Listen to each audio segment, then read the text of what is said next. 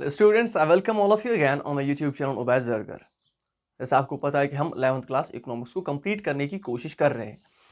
उसमें से हमने डिफरेंट टॉपिक्स को कवर किया हुआ है और हमने पिछले लेक्चर्स में प्रेजेंटेशन ऑफ डाटा को स्टार्ट किया हुआ था। और प्रेजेंटेशन ऑफ डाटा में हमने देखा था कि प्रेजेंटेशन ऑफ डाटा जो है सर, उसमें हमने पहला जियोमेट्रिक फॉर्म्स को देखा था और जियोमेट्रिक फॉर्म्स में हमने स्टार्ट किया हुआ था बार ग्राफ्स को। बार ग्राफ्स में हमने सिंपल बार ग्राफ देख लिया था, ठीक है, डबल बार ग्राफ देख लिया था या मल्टीपल बार ग्राफ देख लिया था। आज हमारा उसी टॉपिक को आगे लेके चलते हैं जिसमें हम देखने वाले हैं हमारा सब डिवाइडेड बार ग्राफ। अब सब डिवाइडेड बार ग्राफ क्या होता है? तो जब हम बात करते हैं सब डिवाइडेड बार ग्राफ की बेटा, तो याद रखिएगा, ये नाम से ही हमें पता चलता है कि सब डिवाइडेड बार ग्राफ क्या होगा। सब डिवाइडेड मतलब कि जब हम क्या करते हैं, एक ही बार में डिफरेंट वैल्यूज को क्या करते हैं, डिफरेंट वेरिएबल्स को क्या करते हैं, रिप्रेजेंट करते हैं। यानी जब हम एक ही बार को डिवाइड करते हैं इनटू डिफरेंट पार्ट्स, याद रखिएगा।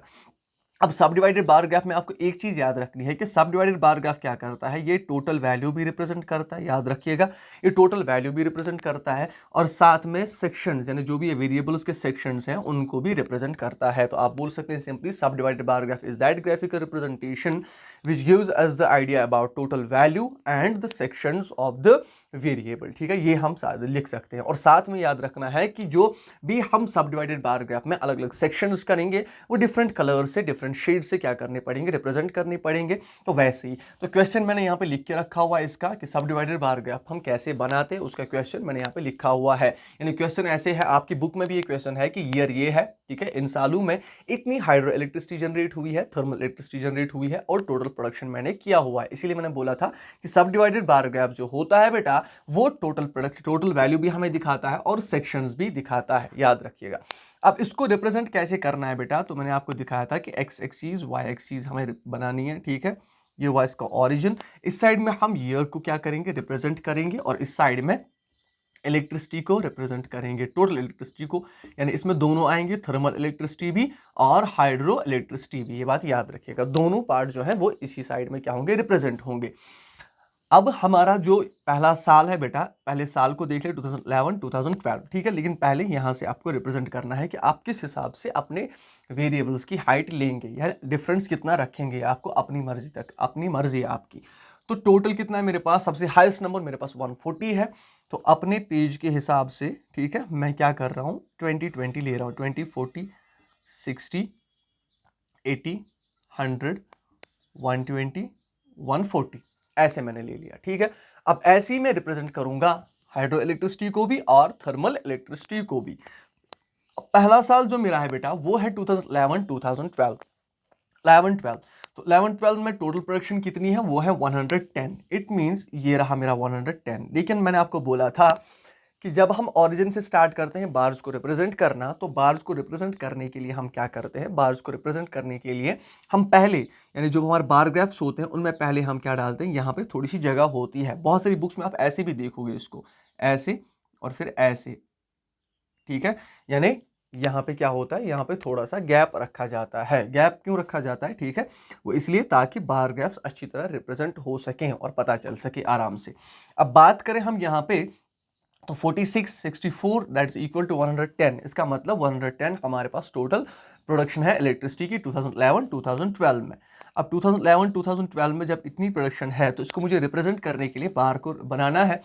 तो बार टोटल 110 है, इसका मतलब मुझे 110 तक जाना पड़ेगा। तो 110 ये रहा। अब मैंने टोटल वैल्यू दिखा दिया, जो मैंने आपको बोला था कि जो हमारे पास सब डिवाइडेड बार ग्राफ होता है ये टोटल वैल्यू को भी रिप्रेजेंट करता है और साथ में सब सेक्शंस को भी या पार्ट ऑफ द वैल्यू भी क्या करता है, रिप्रेजेंट करता है। तो पार्ट्स को भी ये रिप्रेजेंट करता है अलग अलग, ठीक है। अब हाइड्रो इलेक्ट्रिसिटी, यानी यहाँ पे मैंने आपको बोला था कि यहाँ पे आप रिप्रेजेंटेशन बनाएंगे इसकी। तो जो हमारी थर्मल इलेक्ट्रिसिटी है और हाइड्रो इलेक्ट्रिसिटी है, इसको रिप्रेजेंट करने के लिए आप दिखाएंगे यहाँ पे कि मैंने कौन कौन सी शेड से इसको बनाया है, ताकि जो पढ़ने वाला हो, जो भी देखने वाला हो, उसे समझ में आ सके आराम से। अब थर्मल इलेक्ट्रिसिटी को समझ लीजिए कि मैंने ऐसे रिप्रेजेंट किया करना है और हाइड्रो इलेक्ट्रिसिटी को मैं ऐसे रिप्रेजेंट कर रहा हूँ, ठीक है, ऐसे बार्स में रिप्रेजेंट कर रहा हूँ। यानी अब जो पढ़ने वाला होगा, इस बार को देखने वाला होगा, उसे खुद ब खुद पता चल जाएगा कि थर्मल इलेक्ट्रिसिटी वाला बार कौन सा है, कितना है थर्मल इलेक्ट्रिसिटी, ठीक है, और हाइड्रो इलेक्ट्रिसिटी कितनी जनरेट हुई है। अब 46 पे जाइए तो इट मीन्स 40 से लेकर 50 इनके बीच में 50 आएगा, ठीक है। तो 50 से थोड़ा सा मुझे 50 से मुझे नीचे आना है, तो 46 ऑलमोस्ट यहाँ पे होगा, ठीक है। अब जो मैंने रिप्रेजेंट किया है ये है हाइड्रो इलेक्ट्रिसिटी। तो हाइड्रो इलेक्ट्रिसिटी को मैंने कैसे रिप्रेजेंट किया हुआ है, कैसे दिखा रहा हूँ मैं, ऐसे, ठीक है। तो ऐसे ही मैं रिप्रेजेंट करूंगा इसको यहाँ पे, ताकि मुझे पता चल सके कि हाइड्रो इलेक्ट्रिसिटी वाला पार्ट कौन सा है। अब थर्मल इलेक्ट्रिसिटी की बात करें तो थर्मल इलेक्ट्रिसिटी मैं ऐसे इसको क्या कर रहा हूँ, रिप्रेजेंट कर रहा हूँ। यानी ये वाला जो पार्ट है यहाँ तक बेटा, ठीक है, ये वाला पार्ट जो यहाँ तक है, ठीक है, ये है थर्मल इलेक्ट्रिसिटी का, और नीचे वाला क्या है, हाइड्रो इलेक्ट्रिसिटी का। तो ऐसे हम सब डिवाइडेड बार ग्राफ्स बनाते हैं। अब 2011 2012 2013 में देख लें तो 121 है टोटल। तो ऐसे ही मैं ये डिस्टेंस बिटवीन द बार्स, याद है आपको, फिर से एक बार बोल रहा हूँ, distance between the bar should be equal, यानी जो मेरा दूसरा बार है उसमें थोड़ी सी गैप रखनी है, और उस गैप को रखने के बाद मुझे क्या करना है, रिप्रेजेंट करना है। इट मीन 121 तक मुझे जाना है, तो 121 इससे थोड़ा ऊपर ही आएगा। अब यहाँ पे जो बॉक्सेस है मैं सीधे नहीं बना पा रहा हूँ, ठीक है, पता नहीं क्यों, ठीक है, तो इसको थोड़ा सा एडजस्ट कर लीजिएगा आप। मैं यहाँ पेंटिंग करने थोड़ी नहीं आया हूँ, ठीक है, अब आपको रिप्रेजेंट करना है तो मैं आपको सिखाने के लिए आया हूँ। और बुक पे ये अच्छी तरह बनेगी, कॉपी जो नोटबुक्स होंगी आप ही वहाँ पे आप अच्छी तरह बनाएं, ठीक है। स्केल से इसको रिप्रेजेंट करने की कोशिश करें, स्केल से इसको ड्रॉ करने की कोशिश करें। अब ये distance between the bar should be equal, याद रखना है आपको। अब दूसरे बार को भी रिप्रेजेंट ऐसे ही करूंगा, हाइड्रो इलेक्ट्रिसिटी इतनी है, थर्मल इलेक्ट्रिसिटी इतनी है, टोटल इतना है। तो हाइड्रो इलेक्ट्रिसिटी 49 है, तो 49 तक जाइए, तो ये है 50, इट मीन्स 49 से थोड़ा ऊपर, तो 50 के नीचे थोड़ा सा, ठीक है, यहाँ पे। अब इसको मैं रिप्रेजेंट कर रहा हूँ, तो क्या है, हाइड्रो इलेक्ट्रिसिटी, तो इसको मैं ऐसे रिप्रेजेंट कर रहा हूँ, तो ऐसे रिप्रेजेंट करना है। जो बचा ये है मेरा थर्मल इलेक्ट्रिसिटी, ठीक है। अब ऐसे ही, अब मैंने बोला था डिस्टेंस बिटवीन द बार्स, तो अब बार्स के बीच में जो डिस्टेंस आने वाली है वो इक्वल होनी चाहिए, और विड्थ भी बार्स की इक्वल होनी चाहिए। नहीं, ये वाले डिस्टेंस और ये वाले डिस्टेंस क्या होनी चाहिए, इक्वल होनी चाहिए। मैं इक्वल रखने की कोशिश करूंगा, क्या, ये रखना ही है इक्वल, ठीक है। तो ऐसे मैंडेटरी समझ लीजिए, आपकी मैंडेटरी है कि इक्वल रखनी है डिस्टेंस बिटवीन द बार्स। अब बात जब हम करते हैं थर्ड की, तो 2012 13 14 को हम देख लें। 13 14 में 130 है, तो 130 तक जाना है हमें। 130 इट मीन्स 120 और 140 के बीच में। आप अपने हिसाब से इसका क्या कर सकते हैं, इसको डिवाइड कर सकते हैं, इसके वेरिएबल्स की हाइट को आप अपने हिसाब से ले सकते हैं। यानी जो मैंने यहाँ पर रिप्रेजेंट किया है, आप बड़ा बनाने के लिए 5 की भी डिफरेंस ले सकते हैं, छोटा बनाने के लिए 50 की भी डिफरेंस ले सकते हैं, ठीक है। तो अब तीसरा जो है 49 पे मुझे जाना है, इट मीन्स 50 से नीचे थोड़ा सा यहाँ पे, और इसको ऐसे रिप्रेजेंट करूंगा। इसको ऐसे रिप्रेजेंट किया जाएगा, इसको ऐसे रिप्रेजेंट किया जाएगा। अलग अलग कलर्स भी से भी आप रिप्रेजेंट कर सकते हैं, मैंने आपको पहले ही बोला। तो अलग अलग कलर से रिप्रेजेंट कर सकते हैं हम, ऐसे रेड और ब्लैक से रिप्रेजेंट कर सकते हैं, ठीक है। लेकिन आपको फिर यहाँ पे दिखाना होगा कि ये वाला मैं रेड और ब्लैक से रिप्रेजेंट कर रहा हूँ, और ये वाला मैं सिर्फ ब्लैक से रिप्रेजेंट कर रहा हूँ, ये आपको याद रखना है। तो ऐसे ही हमारा जो सब डिवाइडेड बार ग्राफ होता है बेटा, वो सब डिवाइडेड बार ग्राफ रिप्रेजेंट करता है हमारे वेरिएबल्स को, हमारी इंफॉर्मेशन को। लास्ट में अगर फोर्थ की हम देखें तो 14 15 का हम देख लें तो 140 पर है, तो 140 थोड़ा सा ऐसे, ठीक है। डिस्टेंस फिर से एक बार याद रखिएगा, distance between the bar should be equal, 140 यहाँ पे है, तो 140 को मैं ऐसे रिप्रेजेंट करूंगा यहाँ पे। और 140 में से 51 जो है, 51 हमारे हाइड्रो इलेक्ट्रिसिटी का है, तो 51 पे मैं जाऊंगा, 51 यहाँ पे है, तो इसको मैं रिप्रेजेंट करूंगा ऐसे, ठीक है। और थर्मल इलेक्ट्रिसिटी को रिप्रेजेंट करेंगे ऐसे इन लाइन से, ठीक है, ऐसे लाइन से। या मैंने जैसे आपको अभी दिखाया कि आप रेड एंड ब्लैक से भी इसको रिप्रेजेंट कर सकते हैं, ठीक है बेटा। तो अच्छे से बनाने की कोशिश करें, और प्रेजेंटेशन हमेशा ब्यूटीफुल वे में करने की कोशिश करें। आप कलर्स को, अलग अलग कलर्स को रिप्रेजेंट करने के लिए यूज कर सकते हैं, ताकि आपकी प्रेजेंटेशन अट्रैक्टिव लगे, ठीक है, और पढ़ने वाले को पढ़ने में मजा आए, ठीक है। तो ये हमारा सब डिवाइडेड बार ग्राफ है। फिर से एक बार देख लें, तो यहाँ पे याद रखना है, distance between the bar should be equal, the width of the bar should be equal, ये आपको याद रखना है। तो ये हमारा है सब डिवाइडेड बार ग्राफ। होपफुली आपको सब डिवाइडेड बार ग्राफ जो है अच्छी तरह समझ में आया। अब सब डिवाइडेड बार ग्राफ को जल्दी से क्या करते हैं, रिकैप करने की कोशिश करते हैं। सब डिवाइडेड बार ग्राफ वो बार ग्राफ होता है जिसमें टोटल वैल्यू को भी रिप्रेजेंट किया जाता है, और पार्ट्स ऑफ द वैल्यू भी क्या किया जाता है, रिप्रेजेंट किया जाता है। जैसे में हमने यहाँ पे देखा था कि हमारा टोटल वैल्यू है, ठीक है, टोटल वैल्यू को भी हमने रिप्रेजेंट किया, और साथ में हमने पार्ट्स ऑफ द वैल्यूज को भी क्या किया, रिप्रेजेंट करने की कोशिश की, रिप्रेजेंट किया हमने अपने प्रेजेंटेशन में। तो ये एक पार्ट है हमारे बार ग्राफ्स का, कौन सा, सब डिवाइडेड बार ग्राफ, ठीक है बेटा। अब सब डिवाइडेड बार ग्राफ के बाद भी और बहुत सारे पार्ट्स हैं हमारे, या क्या है, हमारे पास बहुत सारे टाइप्स और भी हैं हमारे बार ग्राफ्स के। सब डिवाइडेड बार ग्राफ के बाद और एक बार ग्राफ आता है बेटा, जिसे हम कहते हैं परसेंटेज बार ग्राफ। ये बात याद रखिएगा। अब परसेंटेज बार ग्राफ को देख लें। परसेंटेज बार ग्राफ याद रखिएगा, ये होता है percentage bar graph, percentage bar graph. अब परसेंटेज बार ग्राफ में होता है क्या है? परसेंटेज बार ग्राफ जो है ये पार्ट है हमारे सब डिवाइडेड बार ग्राफ का ही। आप समझ लीजिए कि ये सब डिवाइडेड बार ग्राफ का ये एक पार्ट है। इसमें भी हम वेरिएबल्स जो हमारे पास होते हैं उनका टोटल वैल्यू भी दिखाया जाता है, टोटल वैल्यू, लेकिन इन परसेंटेज, ये बात याद रखिएगा, इन परसेंटेज, ये बात याद रखनी है। टोटल वैल्यू जो है वो परसेंटेज में दिखाया जाता है, यानी पहले हम टोटल वैल्यू को परसेंटेज में कन्वर्ट करते हैं और फिर रिप्रेजेंट करते हैं हमारे परसेंटेज बार ग्राफ में। ये बात याद रखना है आपको। अब परसेंटेज बार ग्राफ जो होता है इसमें आपको एक दो चीज़ें याद रखनी है। इलस्ट्रेशन से पहले मैं आपको बोल दूं कि हमारे पास जो भी वेरिएबल होगा बेटा, उस वेरिएबल को क्या किया जाता है, उस वेरिएबल को परसेंटेज में कन्वर्ट किया जाता है। ये बात याद रखिएगा। इस वेरिएबल को हम क्या करेंगे, परसेंटेज में कन्वर्ट करेंगे और फिर परसेंटेज के हिसाब से ही हम क्या करेंगे, रिप्रेजेंट करेंगे हमारे किसमें, बार ग्राफ में या परसेंटेज बार ग्राफ में। ठीक है, इसका मैं आपको एक इलस्ट्रेशन दिखा देता हूं। इसकी इलस्ट्रेशन या क्वेश्चन हम बोल लें तो ठीक है, इलस्ट्रेशन मैं आपको इसकी दिखा देता हूं। आपकी बुक में भी ये इलस्ट्रेशन है, तो आप बुक पे नजर रखिए कि इलस्ट्रेशन कौन सी है। इलस्ट्रेशन में दिया गया है सेक्टर। ठीक है, जैसे हमारे इकोनॉमी जो होती है उसमें 3 सेक्टर्स होते हैं। ठीक है, तो उन्हीं 3 सेक्टर्स का डिवीजन दिया गया है यहाँ पे। तो एक साइड में आपको दिया गया है सेक्टर, ठीक है बेटा, और दूसरे सेक्टर में क्या दिया गया है, ईयर, यानी प्रोडक्शन कितनी है। ठीक है, ईयर कौन सा है, 2010 2011, 2010 2011, ये एक सेक्शन है। दूसरा 2011 2012, ये दिया गया है 2011 2012। ठीक है, अब पहले सेक्टर को देख लें। तो 3 सेक्टर्स हमारे पास हैं। प्राइमरी सेक्टर, ये आपको याद ही होगा, प्राइमरी सेक्टर, सेकेंडरी सेक्टर और तीसरा होता है हमारे पास टेरिशरी सेक्टर। अब इन 3 सेक्टर्स की हम प्रोडक्शन देखने वाले हैं, यानी फॉर एग्जांपल कि ये कितना क्या कर रहे हैं, ये कितना क्या बोलते हैं इसको, कंट्रीब्यूट करते हैं हमारी इकोनॉमी को, या प्रोडक्शन कितना हुआ है। तो प्राइमरी सेक्टर में प्रोडक्शन अगर हम बात करें तो प्रोडक्शन 822415 इतनी प्रोडक्शन हुई है, 822415। अब दूसरा 1284941 ठीक है, 1284941 इतना प्रोडक्शन हुआ है हमारे सेकेंडरी सेक्टर में। और टेरिशरी सेक्टर में कितना हुआ है, 2829, ठीक है, 2829,650।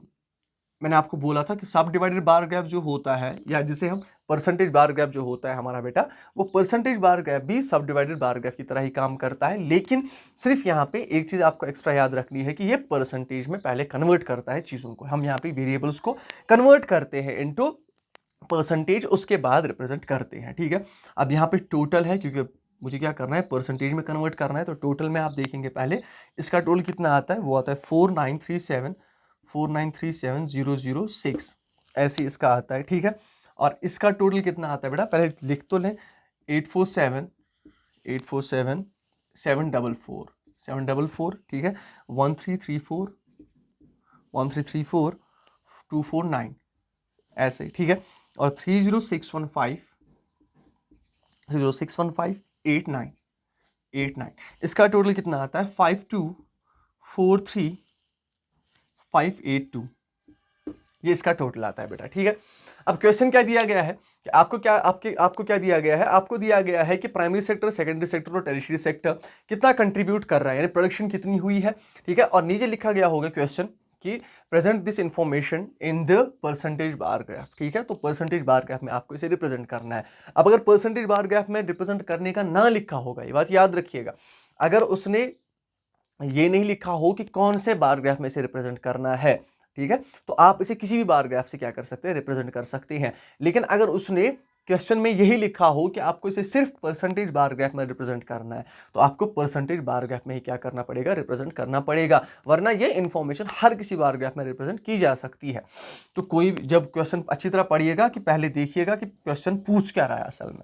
अब इसे कन्वर्ट किया जा रहा है, पहले कन्वर्ट क्या करेंगे, इसे पहले कन्वर्ट करना है हमें। तो कन्वर्ट कैसे करना है, इसे कन्वर्ट करना है परसेंटेज में। ठीक है, परसेंटेज में कन्वर्ट कैसे करेंगे आपको पता ही होगा।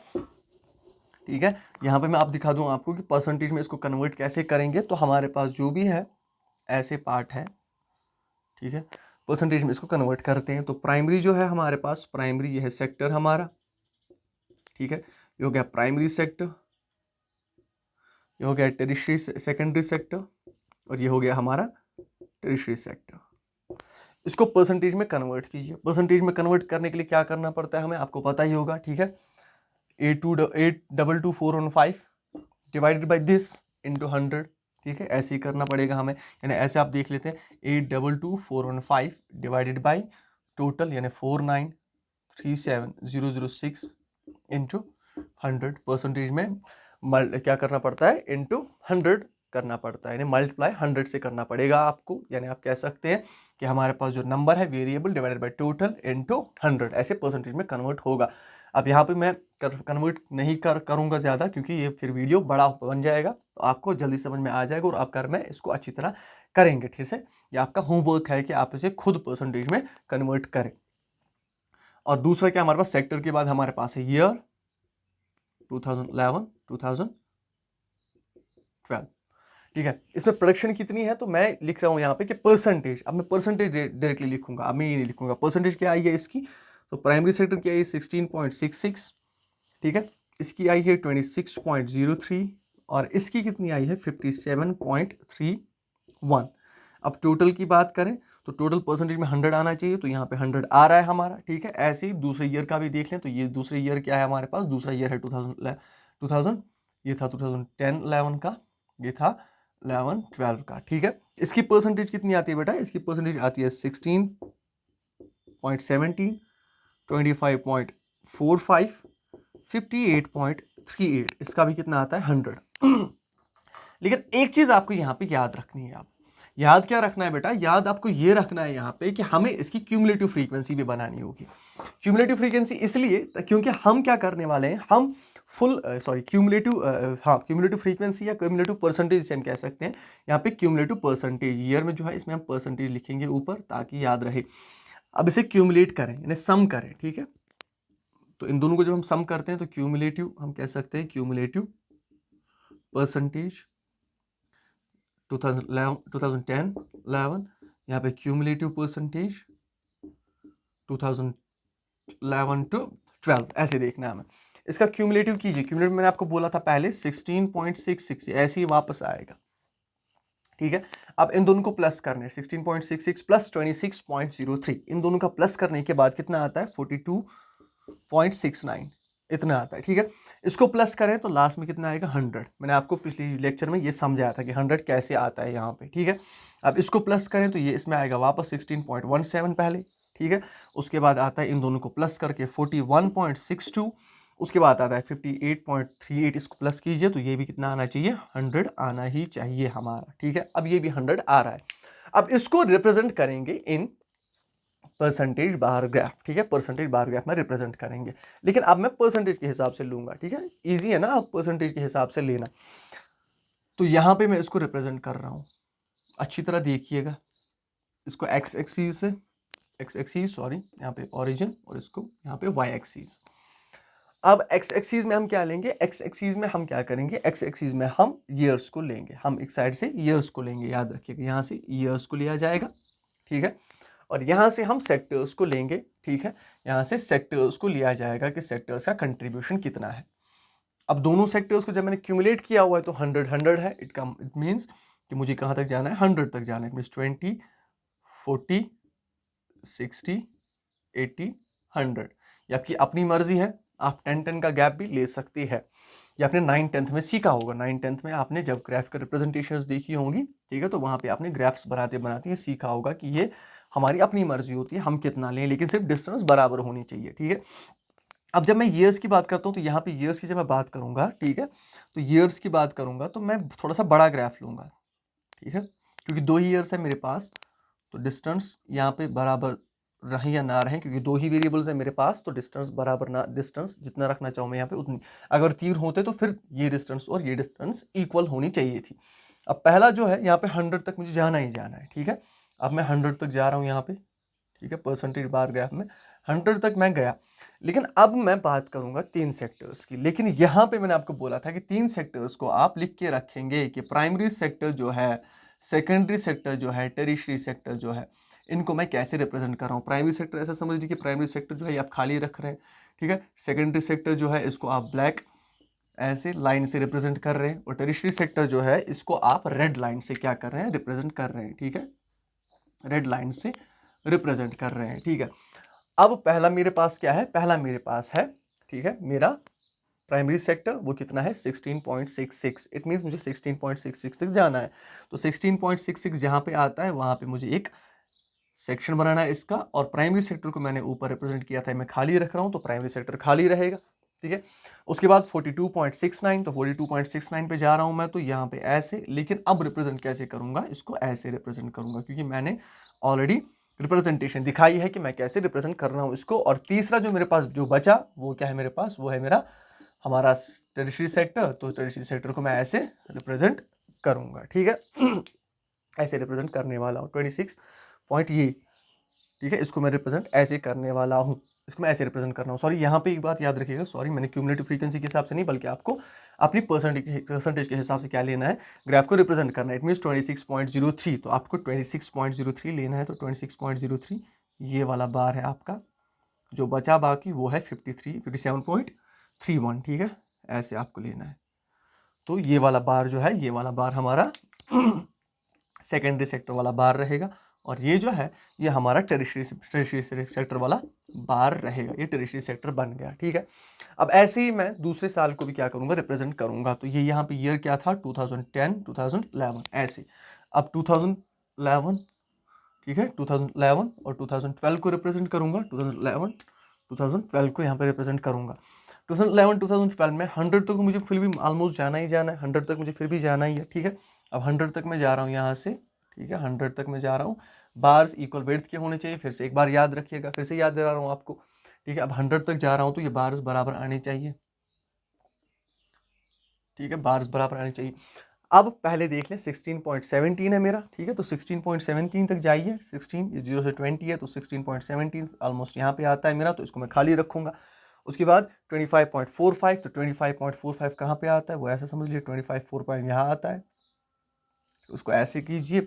और बाकी जो बचा वो है 58.38, तो वो तीसरा सेक्टर है हमारा। इसको मैंने ऐसे रिप्रेजेंट किया हुआ था, और इसको मैं ऐसे रिप्रेजेंट कर रहा हूँ। तो this is all about percentage bar graph की, कैसे हम परसेंटेज बार ग्राफ को क्या करते हैं, परसेंटेज बार ग्राफ को रिप्रेजेंट करते हैं, कैसे हम परसेंटेज में उसे पहले कन्वर्ट करते हैं, और फिर परसेंटेज में कन्वर्ट करने के बाद उसे हम बार्स में रिप्रेजेंट करते हैं। होपफुली आपको अच्छी तरह समझ में आया हो। फिर से एक बार समझ लेते हैं कि परसेंटेज बार ग्राफ वो ग्राफ का रिप्रेजेंटेशन होती है जिसमें हमारा डाटा पहले परसेंटेज में कन्वर्ट करते हैं हम। ठीक है, और परसेंटेज करने के बाद क्यूमुलेटिव परसेंटेज उसकी निकालते हैं, और फिर उसी हिसाब से हम बार्स में रिप्रेजेंट करते हैं। रिप्रेजेंट कैसे किया जाता है, वो परसेंटेज के हिसाब से रिप्रेजेंट किया जाता है, लेकिन एक ही बार में। याद रखिएगा कि ये सब डिवाइडेड बार ग्राफ की तरह है। ठीक है, इसमें भी हम टोटल वैल्यू हमें पता चल जाता है, याद रखना है आपको। इसमें भी टोटल वैल्यू पता चल जाता है, और साथ साथ सब वैल्यूज भी हमें पता चल जाते हैं, यानी आइटम्स का सब वैल्यू भी हमें पता चल जाता है। ये बात याद रखनी है आपको।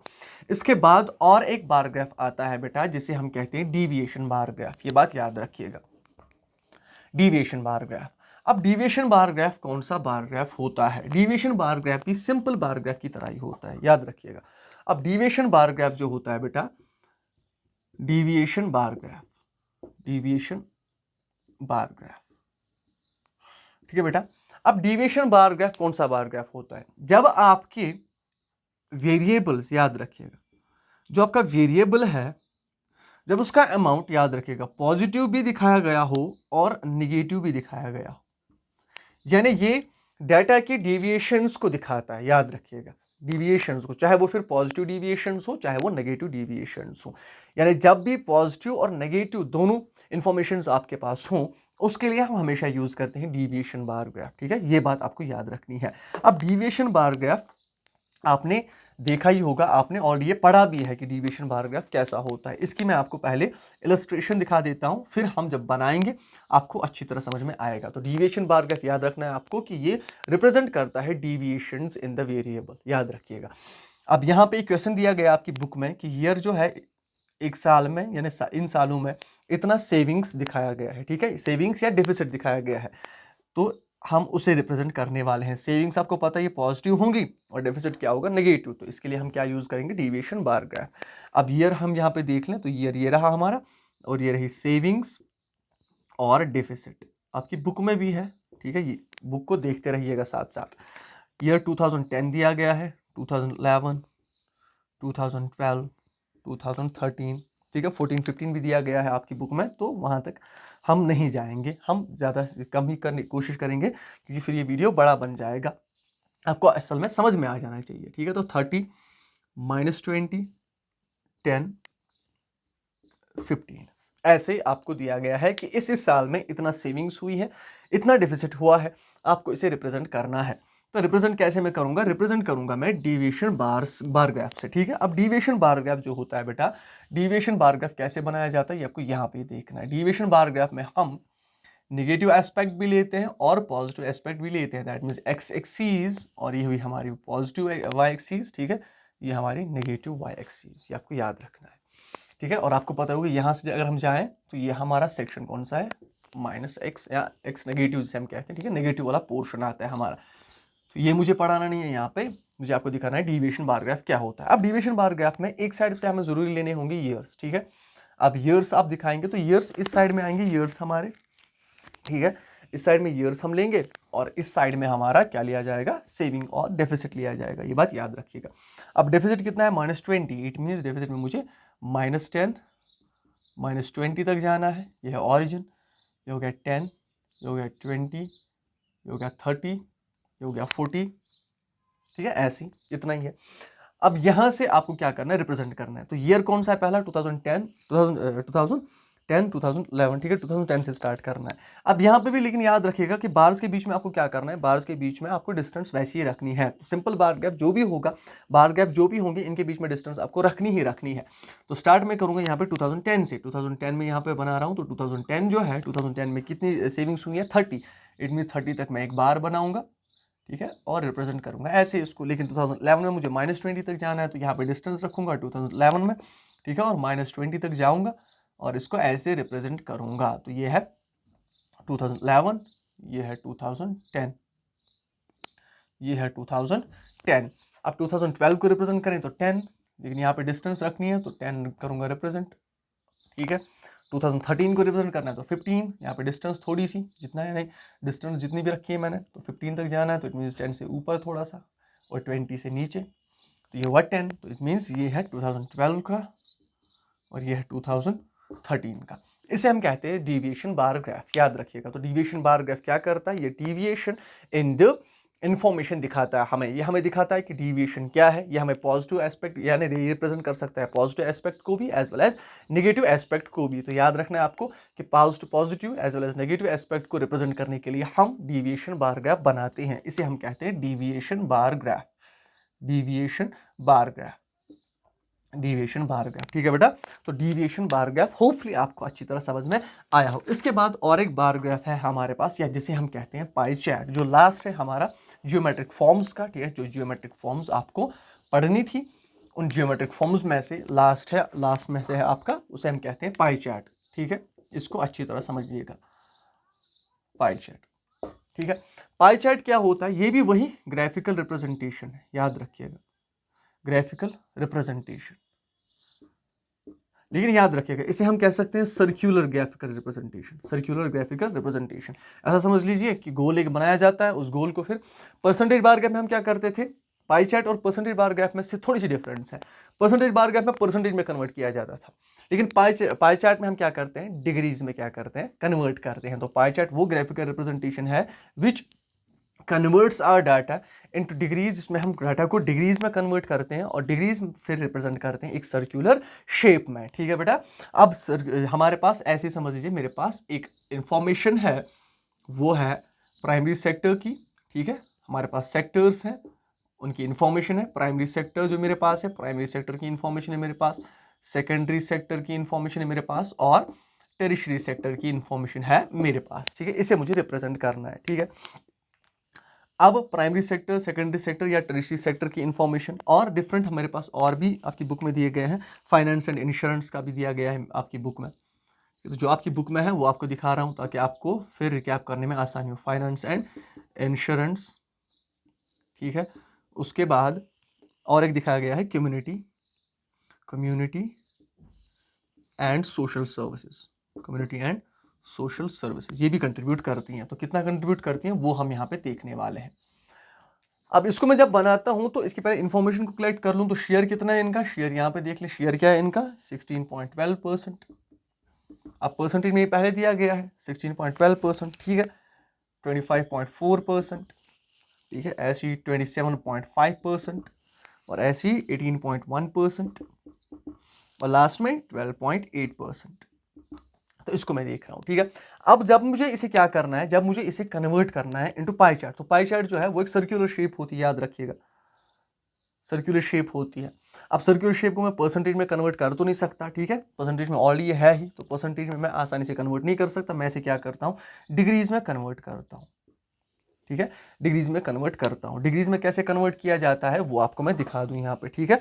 अब जब बात करते हैं तो इसे आपको पहले करना पड़ेगा डिग्रीज में कन्वर्ट, ठीक है, यहाँ पे लिखना है आपको डिग्रीज। डिग्रीज में कन्वर्ट कैसे किया जाता है, वही हम क्या करते थे, जब हमने क्या बनाया था, जब हमने क्या बोलते हैं इसे, सब डिवाइडेड बार ग्राफ बनाया था, या जब हमने परसेंटेज बार ग्राफ बनाया था, वहां पे हम मल्टीप्लाई 100 से करते थे। लेकिन आपको पता ही होगा कि ये 360 डिग्री होता है, ठीक है, तो 360 से क्या करना है, मल्टीपल करना है। It means 16.2 divided by total कितना है, 100 होगा ये, ठीक है, शेयर है तो 100 है बराबर, ठीक है, तो 100 मल्टीप्लाई बाय 360। वैसे ही सबको करना है मल्टीप्लाई बाय 360। ये कितना आता है, पहला आता है 58.32 डिग्रीज, ठीक है, दूसरा कितना आता है 91.44 डिग्रीज, ठीक है, दूसरा आता है 99 डिग्री, ठीक है, उसके बाद आता है 65.16 डिग्री और लास्ट में 46.08 डिग्री।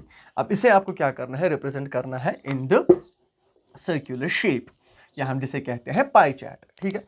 अब इस पाई चार्ट में रिप्रेजेंट करने के लिए मैं पहले एक क्या करूंगा, सर्कुलर शेप बनाऊंगा एक। तो जैसे ही मैंने सर्कुलर शेप बनाई, इस सर्कुलर शेप को मैं फिर डिवाइड करूंगा इनटू, क्या कह सकते हैं इसे, इनटू डिग्रीज मुझे इसे कन्वर्ट करना है, ठीक है। तो जैसे भी आप क्या करेंगे, जैसे ही आप करेंगे इसको इनटू डिग्रीज, तो ऐसा समझ लीजिए कि मैंने बना के रखी हुई है, तो ऐसा बनेगा इसका कोई शेप, ऐसे जैसा शेप इसका बनेगा कुछ, ठीक है। तो ये हमारा 91.44 डिग्री, ये हमारा 99 डिग्री, ठीक है, ये हमारा 65.16 डिग्री और ये हमारा है 48.08 डिग्रीज, ठीक है, लास्ट में 48.08 डिग्रीज यहाँ से आया था। इसको पहले कन्वर्ट करें, इसको यहाँ से पहले डिवाइड करें और एक बार यहाँ पे, तो ये है 48.08 डिग्रीज, 48.08 डिग्रीज, ठीक है। यहाँ पे क्या था, यहाँ पे था ये 65.16 डिग्री और यहाँ पे लास्ट में 56.36 डिग्रीज या 32 डिग्रीज, ठीक है, 32 डिग्रीज। तो इसे हम कहते हैं पाई चार्ट, ठीक है। तो याद रखना है आपको कि पाई चार्ट में हम कैसे रिप्रेजेंट करते हैं अपने डाटा को। तो होपफुली आपको ये वाला पूरा लेक्चर जो है वो अच्छी तरह समझ में आया हो, जिसमें हमने आज ग्राफिकल रिप्रेजेंटेशंस को पढ़ा कि ग्राफिकल रिप्रेजेंटेशन जब बार ग्राफ्स में यानी जियोमेट्रिक फॉर्म्स में क्या क्या आता है। जियोमेट्रिक फॉर्म्स में को रिकैप करें फिर से एक बार, क्योंकि कल से हम इसे रिकैप नहीं कर सकते, ठीक है, क्योंकि यहाँ पे ये जियोमेट्रिक फॉर्म्स खत्म हो रही हैं। तो पहले हमने पढ़ा था बार ग्राफ्स, उसमें पढ़ा था हमने simple bar graph, double bar graph, multiple bar graph, sub divided bar graph, percentage bar graph, deviation bar graph और लास्ट में पढ़ा हमने हमारा पाई चार्ट, ठीक है। तो होपफुली आपको ये पूरा लेक्चर जो है समझ में आया हो। तो जो चैनल में नया है वो चैनल को सब्सक्राइब करें और वीडियो को ज़्यादा से ज़्यादा शेयर करें, ताकि बाकी सारे स्टूडेंट्स को भी फायदा मिले। मिलते हैं कल नेक्स्ट टॉपिक के साथ, तब तक के लिए गुड बाय।